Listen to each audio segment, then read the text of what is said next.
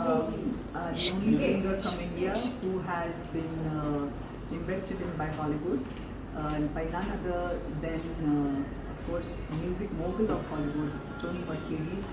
Danny खूप millions of records set केल्या, and he is the winner of the Grammy Award for Ed Sheeran's Shape of You as a publisher of the song.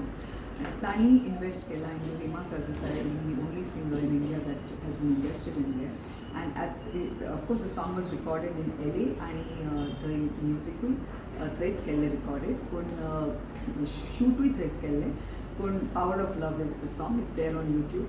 And at the press meet in New York, Tani म्हणलें की I've worked with Shakira, I've worked with Pink, I've worked with them all, but hey, Masar Desai, she's not just a magnificent singer, she's a great human being, and I respect her.